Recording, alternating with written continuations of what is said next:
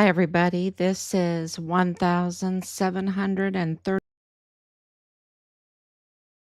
was forcibly removed and murdered on Fort Bliss in the line of duty. That has been um, made official by the Department of Defense as of January 24, 2025. So this is, pretty recent development in this almost 5 year case. And we are the Gold Star family of Richard Halliday, the Fort Bliss whistleblower soldier that was reporting on the cartel tied, military tied, um, heartbreaking, um, criminal trafficking that was going on Fort Bliss, and that is tied to the Walmart mass shooting case. This is all confirmed by evidence. This is not our conjecture. This is not our opinion. This has been confirmed by hard evidence. And we have spent almost 5 years putting up the evidence um, for for um, for the population, for the public, that they would know that this is cartel tied military. And I really need to say the criminal justice system there. Um, well, uh, uh, the cartel tied uh, criminal trafficking network that has embedded itself in our military, as well as the criminal justice system. And this is not an alleged opinion. This is absolutely evidence that confirms this fact that Richard's case is tied to uh, the the attempt to do what has been done to Mexico, as far as the Trump administration is saying, is proving, is evidence is showing that, and even the actions of President Scheinbaum, what she's saying is saying that the cartel has the grip on Mexico, on the government of Mexico, has embedded itself, and so it's become literally what Terrence, what is his name? His last name, the DEA nominee, first name Terrence. I don't know why I remember that part. But that he was talked, he was during the hearing, he was questioned by Senator Graham, and absolutely confirmed that that this grip on Mexico really creates a narco state there, a narco state. So, and this is the problem that we're facing, is that has crossed the border with these gangs, with the illegal trespassing of our country, right? The open border policy brought in those that would perpetuate or extend the narco state into our country, the United States of America. That's really what has been going on. And the evidence, this is not something I came up with. This is what the evidence is confirming. And so, because we absolutely know by the evidence that, make sure I can see all the comments. Yeah. And I know it's very late again. We're burning the midnight oil. It just can't be helped. It's a Monday, and Evidence is pouring in. More evidence is pouring in, and we have so much to share with you tonight. Um, but the the big um, the big message is that what happened to Richard. You have to understand a young European raised, homeschooled, um,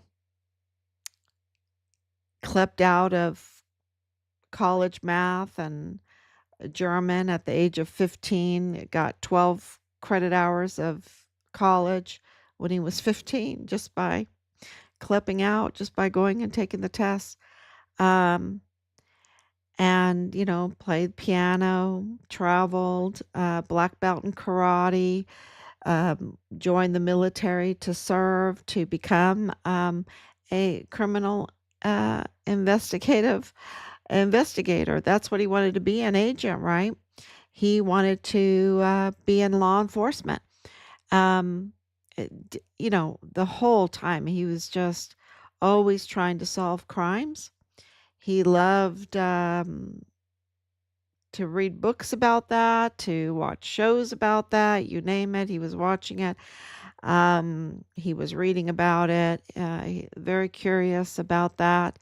And that's why he joined the military. He thought that that would be good training in law enforcement, serve his country. He joined from Korea. Um, that gives you an idea of his travels. Um, and spoke German, spoke some Korean. He went to Korean language school, culture and language school. Um, and so at 18, he joined and became the Distinguished Honor Graduate for his cycle in basic training, and also he did it again. Distinguished Honor Graduate in AIT, did it again. Um, quickly uh, was promoted before his peers with waivers and earned 3 AAMs within 14 months. Um, and then deployed to Qatar, where um, he told us that the leadership was so bad, meaning engaged in criminal activity. It was so bad that he really couldn't see any kind of future in the military because, he had joined to um, be trained, right? To have mentors. And those mentors, the leadership was so bad. And he kept saying it over and over again. It is so bad um, that he felt, he told his dad, I'm out of here. Rob said, okay, do your years and get out. Do your years and get out. And it was so bad that he started, of course, Richard's father, my husband, he has kept a journal as long as I've known him, and we've been married way over 30 years. He's kept a journal, and and of course, so did Richard. So did Richard, and so Richard documented the criminal activity and reported it. This is what set him apart, right? Is that because he was in communication with CID, was in communication with IG, was in communication with Washington, D.C., was in communication with the FBI, Houston, FBI Houston Division, um, or field office, and also with Child Protective Services there um, multiple times. Multiple times that's been confirmed by evidence. And, he called 911 multiple times. So he absolutely was whistleblowing um, with accounts that he had documented. Okay. So that absolutely set him apart uh, for this narco state embedded cartel tied military leadership.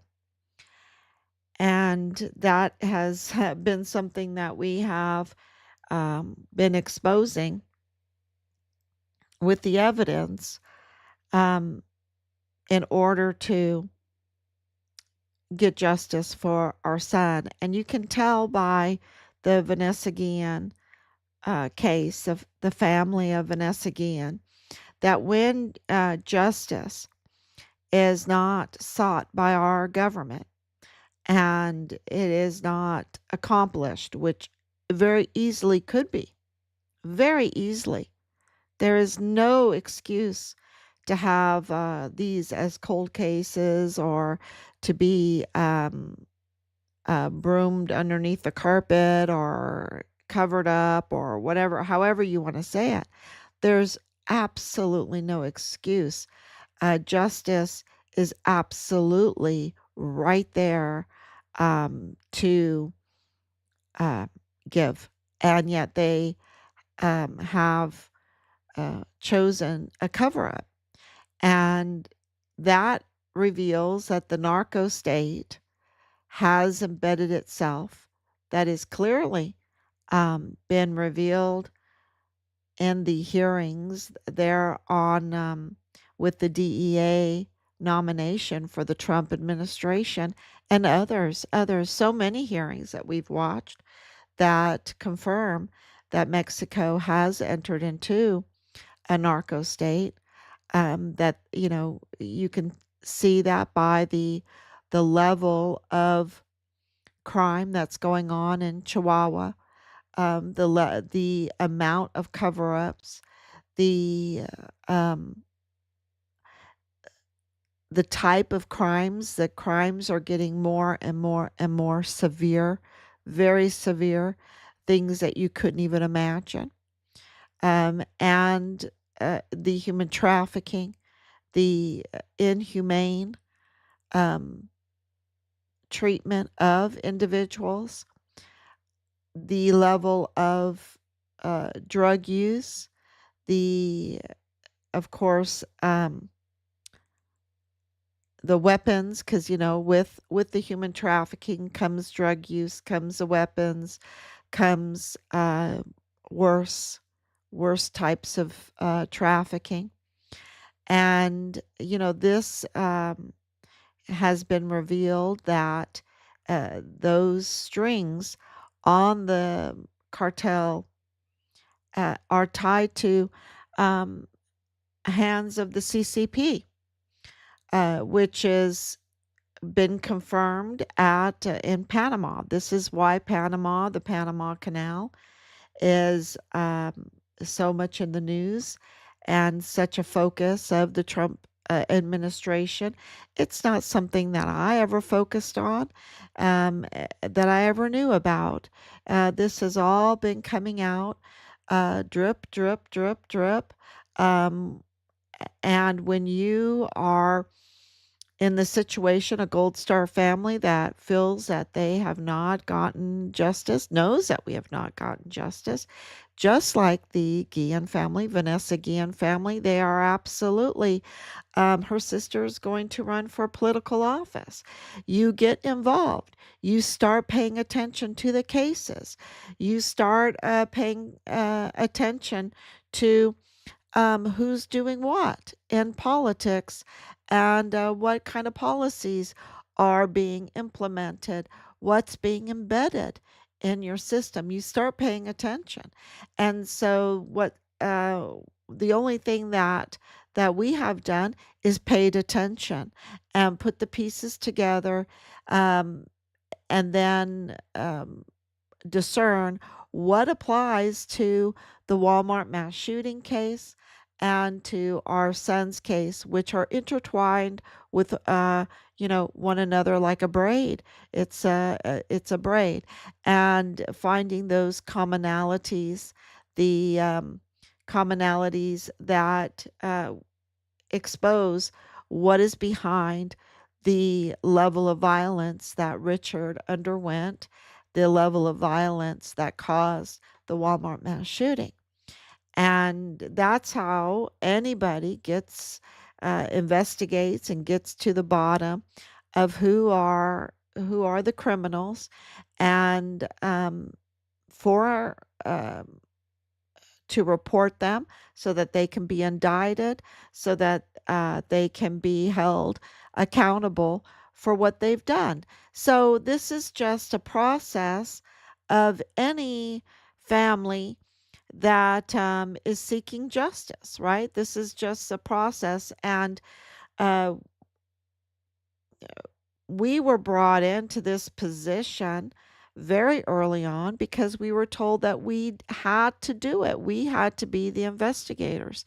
So, in the emergency at the very beginning, when they threw Richard off the rolls of the military and put us in judicial and jurisdictional limbo land, um, and told us that we had to do it, right?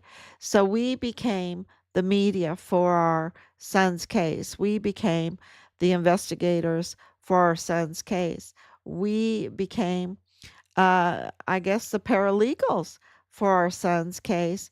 And now we're ready to file the claims.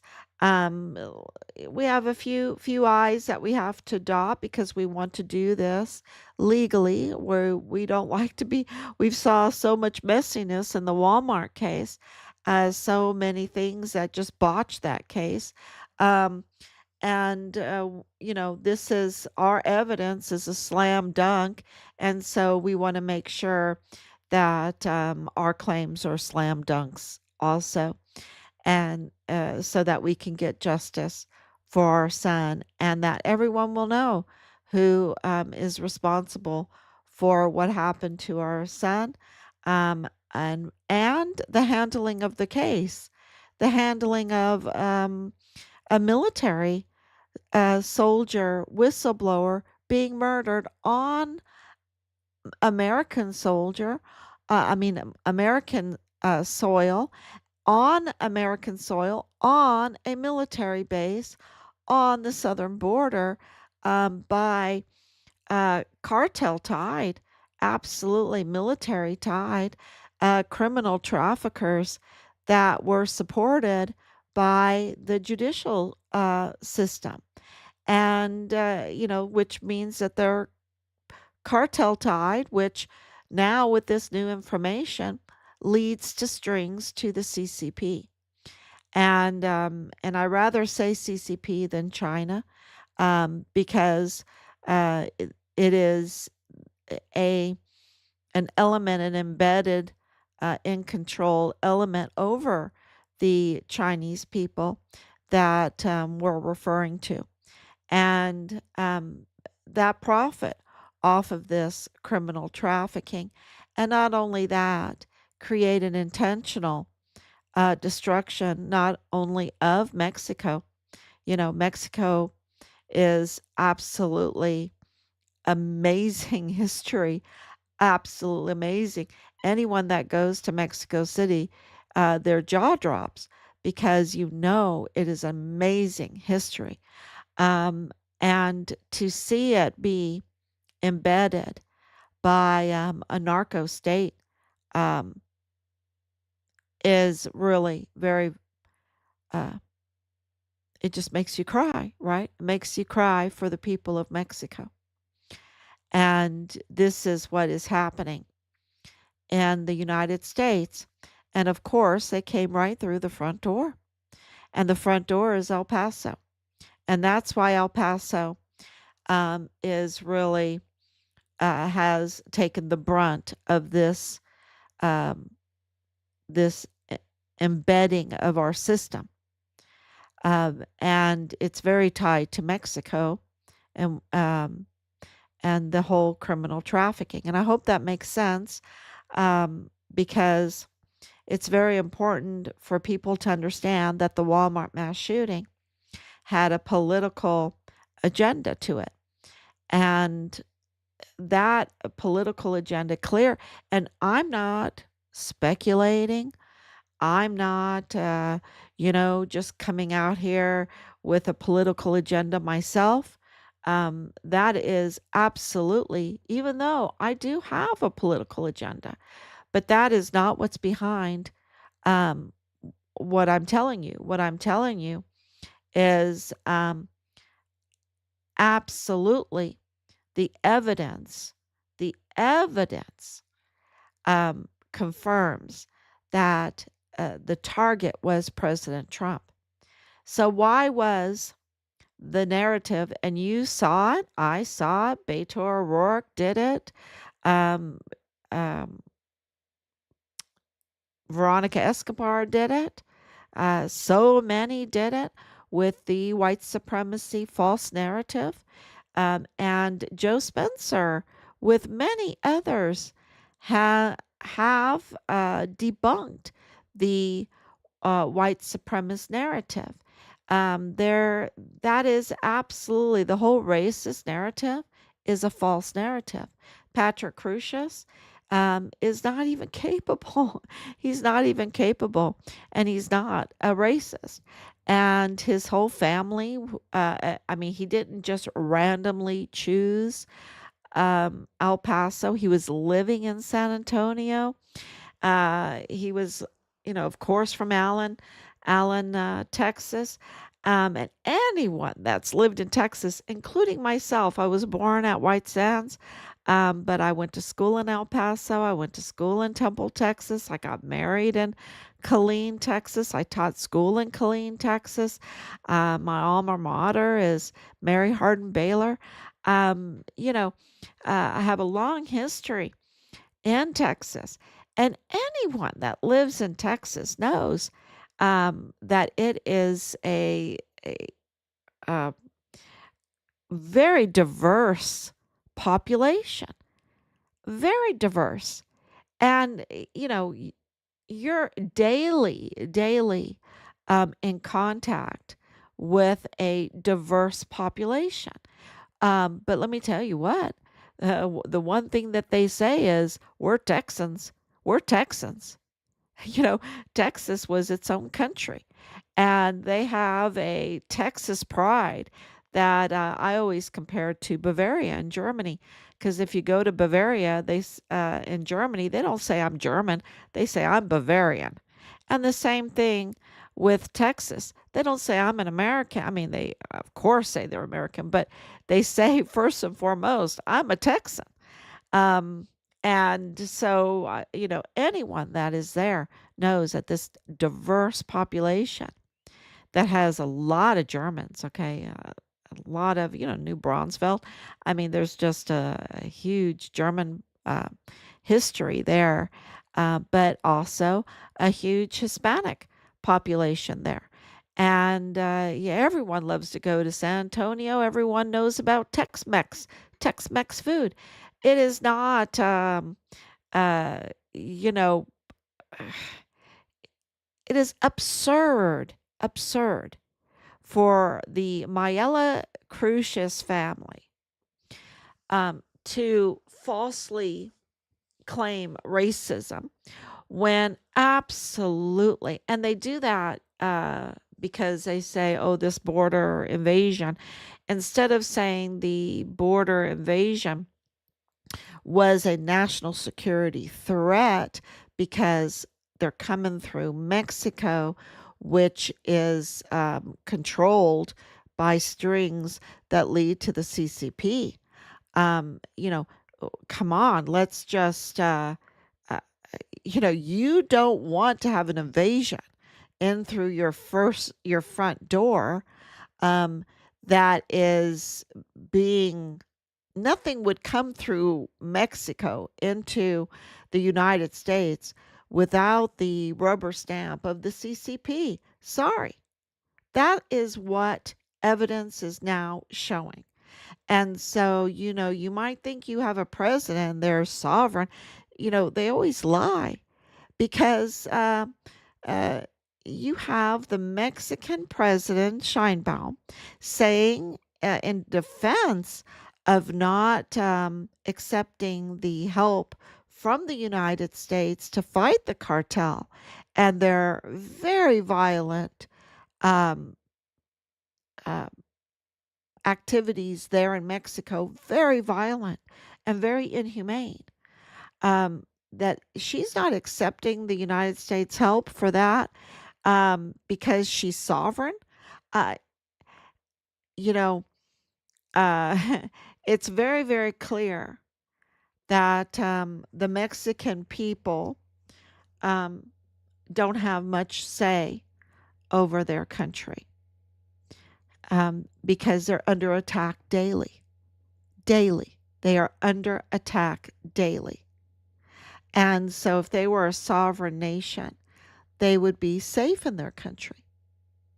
But that's not what's happening. And so you have to look at the evidence, and you have to have um, what I learned from um, Van Til. If you read Van Til, it's called epistemological self consciousness, right? Know yourself, know yourself. And, we're in danger in the United States. Um, and I try not to be negative, even though we've been going through hell for 5 years. But, you know, Mexico is in real trouble. It's in real trouble. And, and now there's a president that wants to help. And that was denied. And, however you feel about President Trump, what he has done is he has pointed out who's behind the violence, the violence, and the trafficking of children, the very violent crimes, and all of the substance abuse, the manufacturing of the substances, because used to be you'd have to work very hard to grow these drugs. You'd have to grow them and process them and everything. But now they can be made in a lab, and they are deadly. They can be made in a lab, and in the United States, we have a problem. Our pharmaceuticals come uh, from China, from the CCP, and so we're very vulnerable. And he has pointed that out, that we're vulnerable. That means our sovereignty is vulnerable, right? That our sovereignty, matter of fact, I think our sovereignty has is in question, is in question, and so it's being addressed. And the first thing you have to do to address it is to know yourself, epistemological self consciousness. You have to know what really is. How do you now want to live? How are you living? What's going on? You have to identify the crime, right? Which is a job of the DA, is to identify the crime, document the crime, and prosecute the crime. And in El Paso, one of the first things besides the media that they've tried to embed, or they have embedded with these individuals that are up to no good, is to get into the DA's office.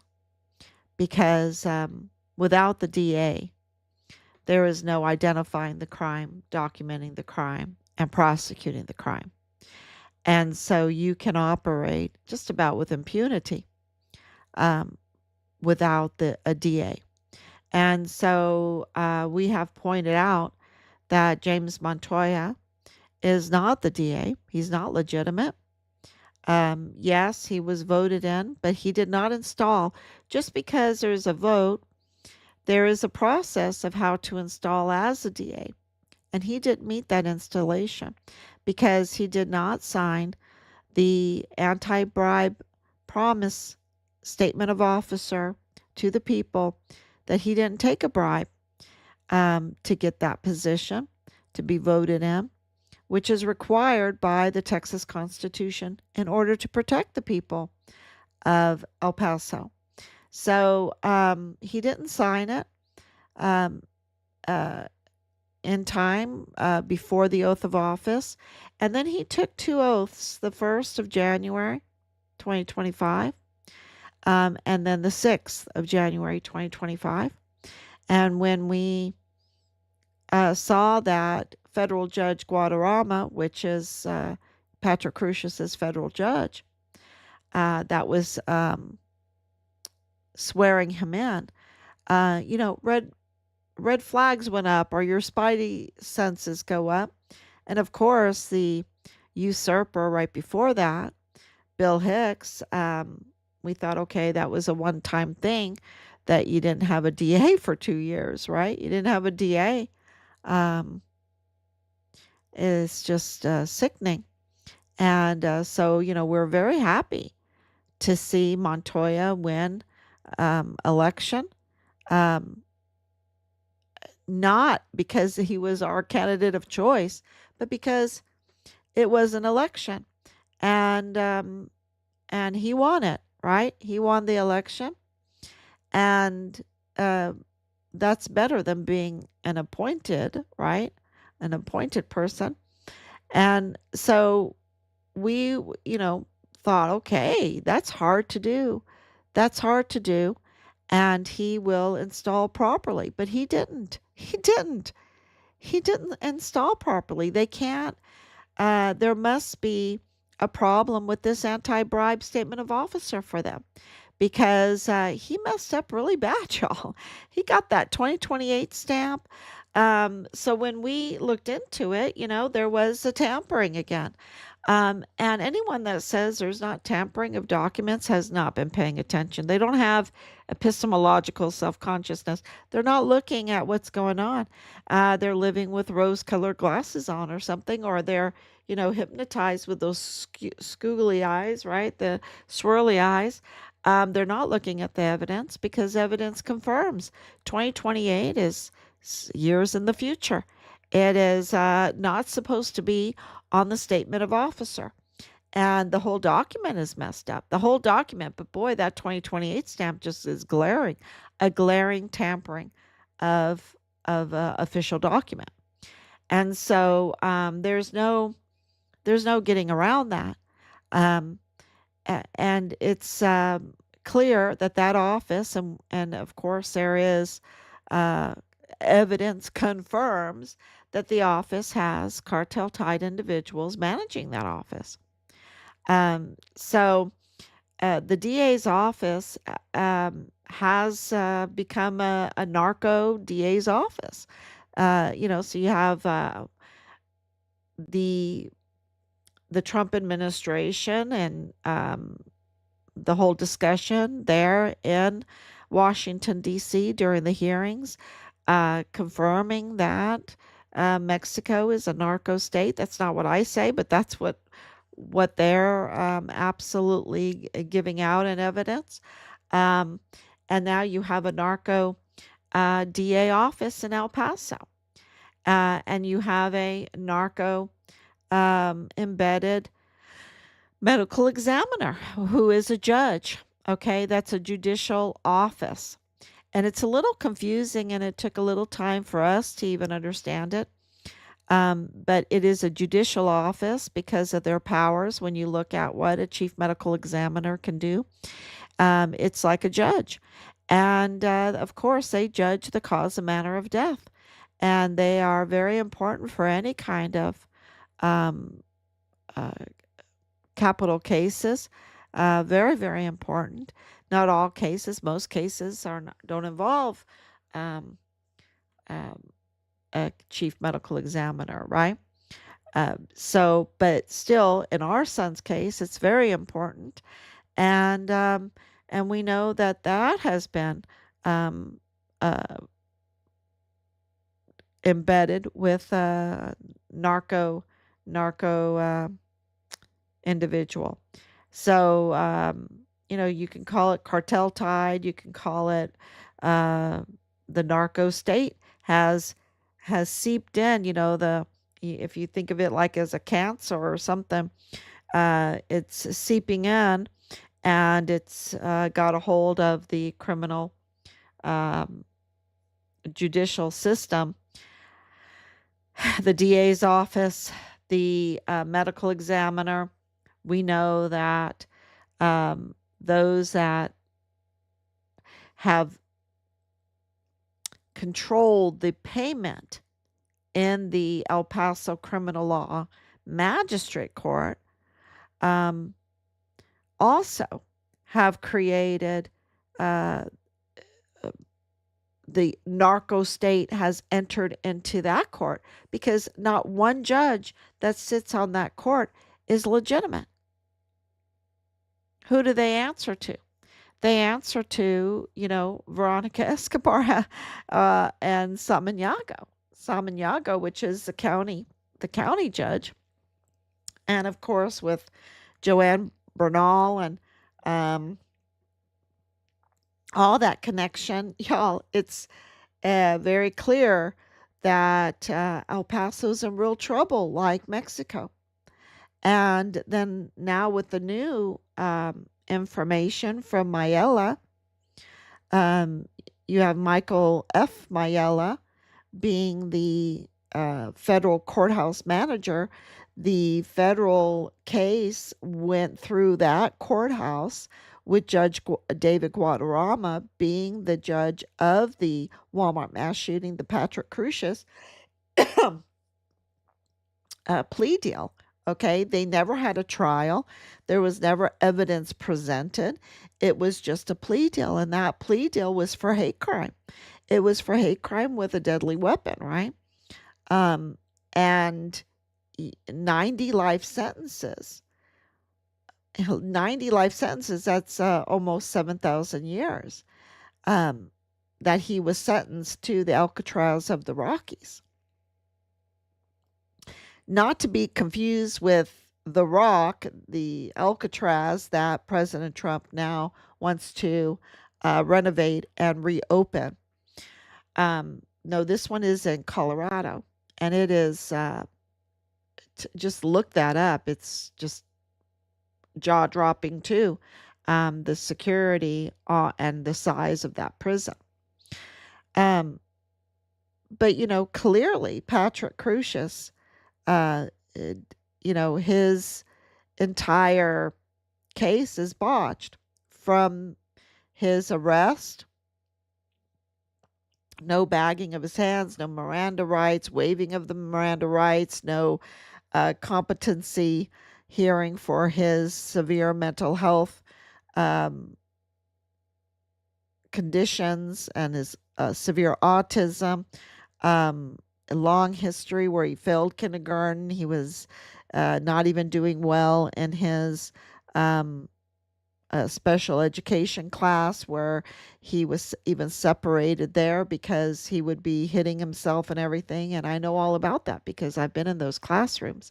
I did a special education when I'm a trained teacher. And I've absolutely was in that classroom seeing severely autistic children not being able to even participate in special education classes because they were so withdrawn and would hit themselves, in frustration. We know his neighbors said that he was pounding his head on the sidewalk. This is the evidence. The evidence is well documented, and yet his brother, living in El Paso the entire time, while preparing for his marriage in 2021 during the federal trial, and going on his honeymoon and everything, with the manager of the federal courthouse, Michael F. Mailla's daughter, Alexis Mailla. So Patrick Crusius's family is right there in his own federal courthouse uh, plea deal of 90 life sentences for a hate crime, that, uh, here they were knowing that his case had been botched, that there was no competency hearing by a independent judge, to tell the world that he was not competent to, or whatever the findings were, right? And the findings, this long history, they kept the long history of his school record. Um, just his ability to drive, I would like to know that. Um, they lied on the application saying he had no income. Uh, Sorry, when you're in special needs like that, you have an income. Okay, you have an income because we are a very generous country, and special needs individuals get income. Okay, they get income and they get special programs. Um, so you know and I need to post that up. I need to post that up. But they said he had no income, that he had no expenditures. I'm sorry, when you're special needs, you have a lot of expenditures. So just the amount of lies is, uh, it just the evidence confirms that the case was botched, and that his family, being in the business of running cases, right? Being in the business of running hearings, running judges, managing cases, managing a courthouse, managing, is not bringing it up that his case has been botched, that the magistrate judge is not legitimate, that the whole way that they were conducting the case is not legitimate. Them parading him around the way they did was violating his civil rights. I mean, why isn't his family advocating for a fair hearing for him, so that the sentencing would be legitimate, right? You don't want um, obstruction and interference that will botch a case, that will let guilty parties walk free, right? You don't want that. You want the law followed properly, so that there cannot be some kind of uh, um, I don't know, where they can slip through the crack, and they could just walk free and endanger other people, right? So, gosh, and I have the right words, but I guess it's just late at night, and it won't come out. But you know what I'm saying. We don't want any kind of botched uh, case, so that Patrick Crusius could walk free, and his family, whether they have mitigating evidence or that they know that he's guilty, should have made sure that his case was legitimate and not botched. And it is so botched in so many ways, right? And of course, you have then the questions of Michael G. Mailla, and his position of the conflicts of interest. So not only you have Michael Sr. being a total conflict of interest, managing Judge Guadarrama over the case of Patrick Crusius, but the son working in the Walmart cybersecurity, the son working in the DA's office with Jaime Esparza, who had his own conflict of interest, and with James Montoya. And James Montoya is not even, if he cared about the victims, then he would have come out and said, this case is being botched. We need to do this right, because the outcome the sentencing of Patrick Crusius needs to be solid. It needs to be solid and it needs to be just and right so that it will stick and that he will not walk away. Because right now, even though they say there's no appeals, but because the case is so botched, y'all, it is going to be a mess. It's going to be a mess. He's in the hands of the Texas Department of Criminal um, Justice, and they're already looking at it. So it is really um, because he's in their hands, right? He's in their hands. So the case is very, very botched, and you have individuals that have no no excuse, but that let it happen, and that in itself declares that there's something very, very wrong being covered up, and which leads to because not only was Michael Jr. in the cybersecurity and in the DA's office, he was also in the FBI's field office that was investigating the Walmart mass shooting and Patrick Crusius. So the conflicts of interest just with the Mayella Crusius family is huge. And can you imagine how rotten they were to let Americans pay those kind of taxes, millions and millions of dollars for that case where they're profiting, their family's profiting off of that. Um, and, and then they are letting the case be botched or withholding mitigating evidence. The fact is that they're holding evidence. They are withholding evidence in the case, and they're covering up. That is 100% because they um, were outed by the media. Um, uh, just like a little piece of nail kind of stuck out, right? But the whole elephant in the room was never revealed to the public because of the only way that the media withheld that kind of information that Alexis Mayella was marrying Patrick Crusius's brother, and that her brother was in the DA's office, and plus, um, oh, gosh, I don't want to go down that trail, but in the DA's office, in Walmart, in the FBI, for a quid pro quo, right? For a quid pro quo, give me access, I'll keep it quiet. They're making deals off of the lives of 23, 24, let's count it 25 individuals that lost their lives. So if you want to call anyone a scum, you call them scums. You don't call us scums. We're revealing how badly the victims have been treated. And then, of course, the 22 that were injured. So, and then, you can see what are they covering up. And because of the timeline confirms that Patrick Crusius could not possibly have done what they say that he did.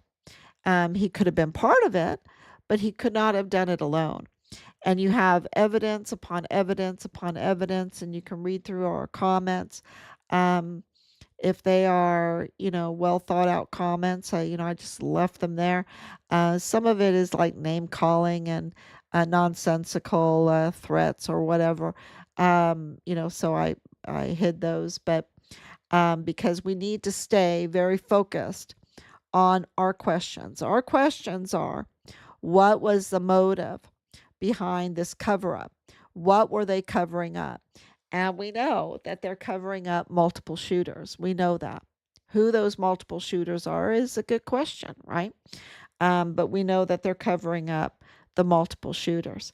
And why did they do this false narrative? And that was political, to attack President Trump's administration, and also to affect the election, because it was 2020 was the election year going into that, and of course it was Beto O'Rourke and Veronica Escobar that were you know really um, putting out this false narrative. And they need to be held accountable for that, really, because clearly, they knew that Michael Maiello was, um, his daughter was marrying Patrick Crucius's brother. Clearly, they knew all of that. They know that's their business to know all of this, and so it really is. Um, they need to be held criminal. It's criminal what they did.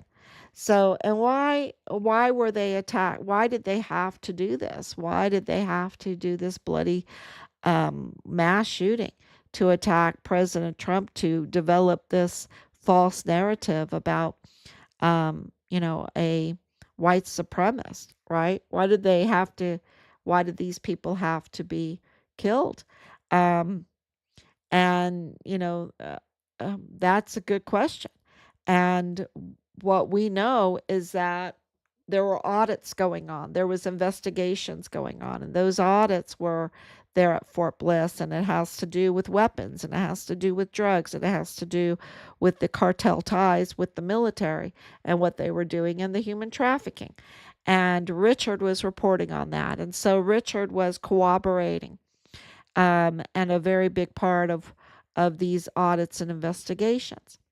And he was documenting it, so he was really a big part of those. And so then, after the Walmart mass shooting happened, and chaos hit El Paso, um, then they targeted Richard. They targeted, of course, Glendon Oakley Jr. and other witnesses. They erased a lot of the witness accounts that were on the internet. Um, they have their cyber technicians. They have their hackers, trained hackers. And oh, did I mention that Michael G. Maiello was a trained hacker? That he was a cyber technician. Um, and so they have the ability to tamper with uh, the evidence, because they have access. If you're in the FBI, if you're in the CID, if you're in the DA's office, if you're at Walmart, you have absolute access to tamper with the evidence, and the evidence clearly, and the evidence confirms that the evidence has been tampered with. And that's where that picture comes in of this so-called man. And I've been told it's a certain person, but we're waiting for more identification for that. But it's not so much that man coming out, um, and the lady going in with her child, right? It's this timestamp, this calm picture of the front of the Walmart, and they're saying that the timestamp is tampered with, and it, that's an internal Walmart video, and that's just a clip of that video, and eh, you know showing the timestamp. That's what we wanted to show. So all of the evidence that we have, we wanted to show the timestamp on this video. And what it shows you is, not a crime scene. And it shows you that the time stamp doesn't correlate with the timeline. And so people have said, oh no, this is not Mountain Standard Time, it's Central Standard Time or whatever. But this is an internal on the camera, um, and because of our connections with police and this and that, they're like, this is really weird. This is really weird. This shows that there's an anomaly. And that's what we're showing. There's an anomaly. But what we didn't expect is um, the we didn't even expect that this picture would get as much attention. Tens of thousands of people, tens of thousands of views on this picture. And so, there's some nerve being hit with this man. Who is he? Because my question was, who is he, so we can ask him. You know, um, can we identify? Of course, we can identify his face coming forward, his marks and everything. We can identify him. It's be much harder to identify um, some of the other people in the picture. So let's ask him what's going on here. And then of course, there's all like, oh, he people know who he is. So uh, so hopefully we'll get some results with that, some confirmations, some official confirmations. But I really appreciate all the information, the attention that picture, that snapshot from the video has created, because and I need to really put it back out there and just highlight the timestamp. And if it was Mountain Standard Time, that's really concerning. But if it's Central Standard Time, that's also concerning, because that's an internal video, and that needs to be. And it was leaked. Okay, this is another thing about this video. It was leaked. The evidence is so sparse coming out, because like with other cases, they give you the whole Columbine. They gave you all the evidence. Why is this case being sealed? And you cannot tell me that Columbine wasn't heartbreaking and devastating and um, you know uh, um, hurting our mental health, right? When you watch it, it's just heartbreaking. But they presented it. They present JFK, JFK being shot. They give you the video. Where are all the videos from the Walmart mass shooting? That's sealed. Why? Why is that sealed? That needs to be out. But they leaked this video, and they leaked very little, but they leaked this, and it's like, why? Why is this leaked? So I think because it was leaked, that needs to be, those questions need to be answered. And this is all, of course, intertwined with our son's case, because the same individuals involved in the Walmart mass shooting and the cover up of it, and I'm talking about in the DA's office, in the federal courthouse, um, in the magistrate court, in the medical examiners, right? In the military, the same, and in the media, the same, that have taken our sovereignty away. They're taking our sovereignty because they are hindering, they are blocking, they are jamming, they are gumming up, they're gumming up our system. And it's intentional. Okay. It is absolutely intentional. There is absolutely no excuse for Mario Raskin Ortiz not to be arrested right now. There's no excuse that Leilani Hart is not arrested right now. She should be arrested right now. And oh, and then of course Montoya. For James Montoya, he absolutely um eh, cannot be paraded around or reported, falsely reported in the media, that he's a DA when he clearly is not. He didn't follow the law, right? So is he above the law? I thought no one is above the law, right? And then, of course, the mess in the federal courthouse, the Mayellas, um, the mess that's in the FBI office there, in the field office of El Paso. There's no excuse that this should be going on. So, what it tells you is that this narco state is very, very real. It's very real.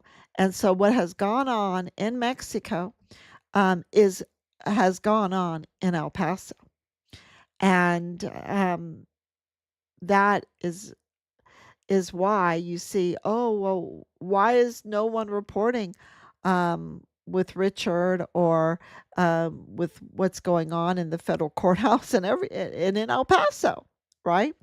But yet, the first place that Secretary of Defense Hegseth visits is Fort Bliss, and the first really executive orders is about uh, our front door of the United States, right? And all of this shutting off the spigots is to shut off the money that's been supporting, uh, because they haven't done it with their own money. They are they are using taxpayer money to embed their criminal network, their narco politicians, their narco operatives into our system. And that includes our military. And there was absolutely, I call it a mutiny.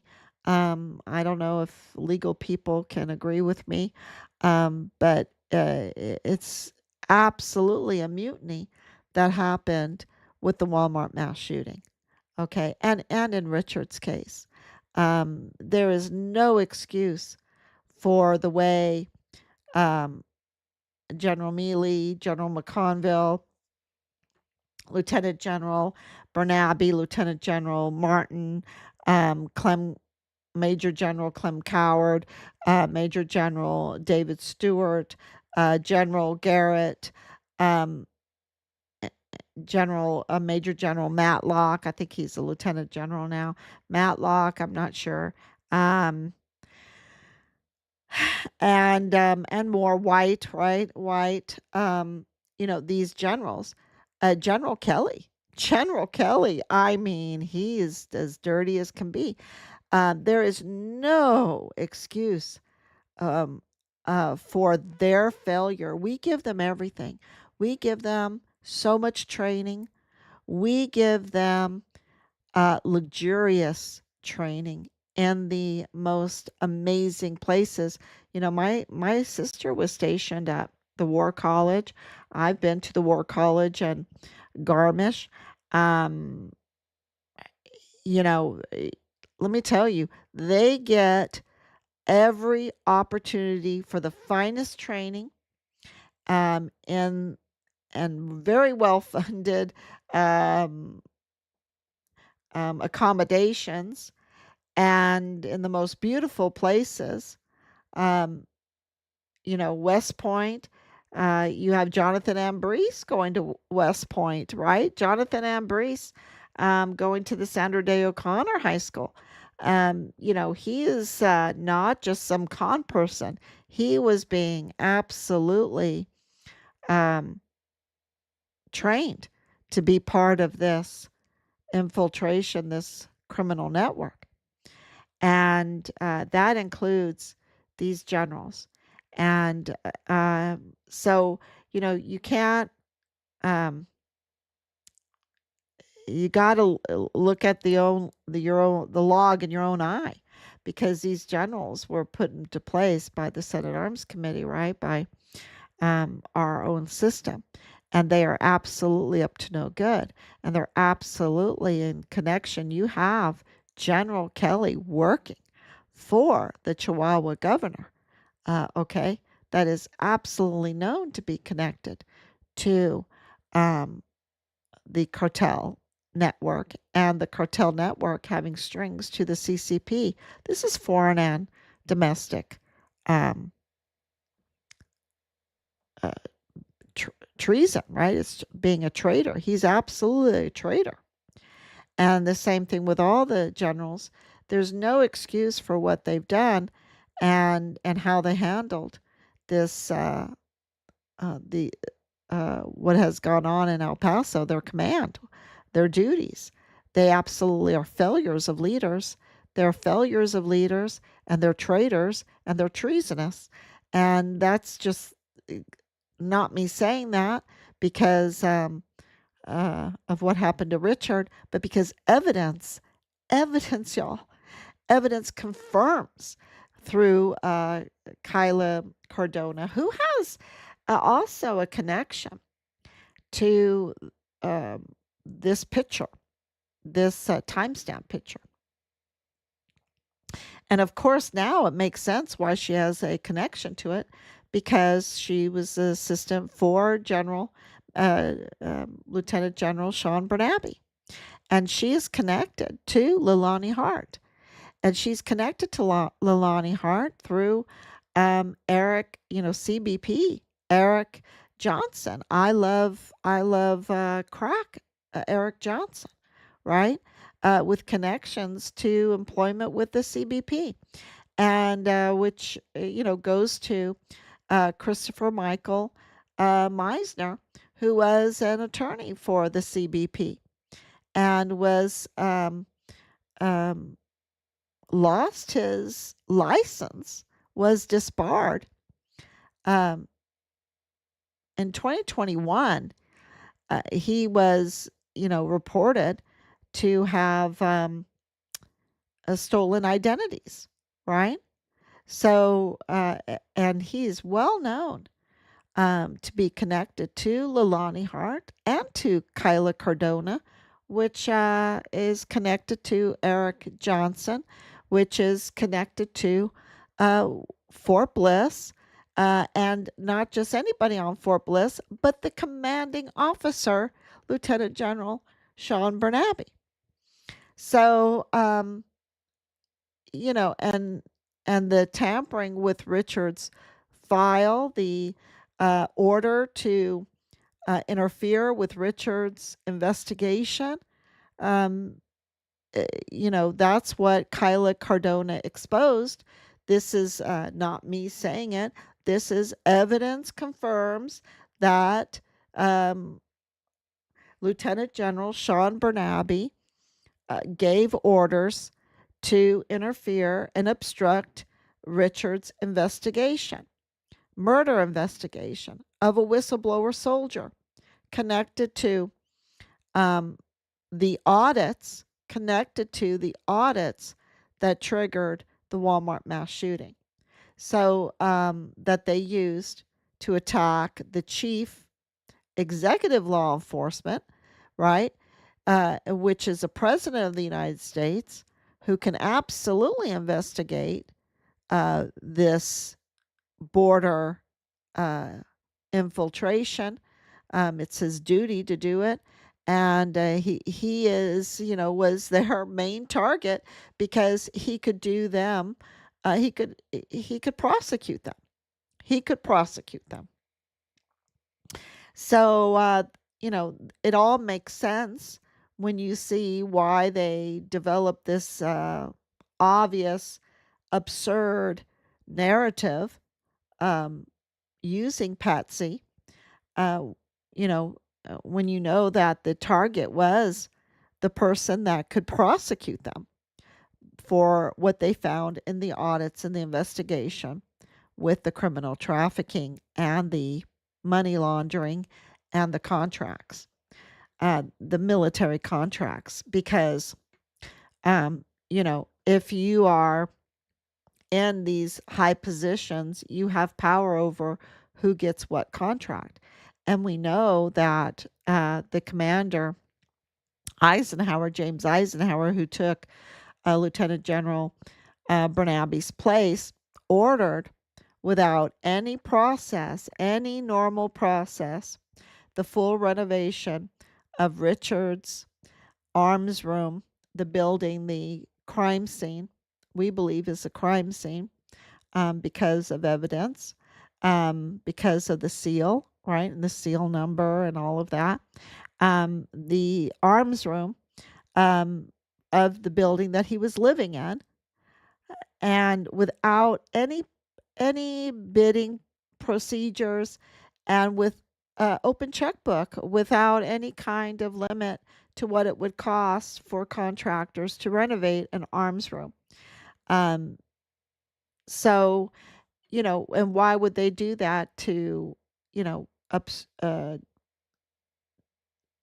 to damage to get rid of evidence, right? So this is absolutely evidence confirms. And I hope that um, it's all coming together so that everyone understands the motives and what the evidence is showing us. So thank you, everyone. And I will be back tomorrow, God willing.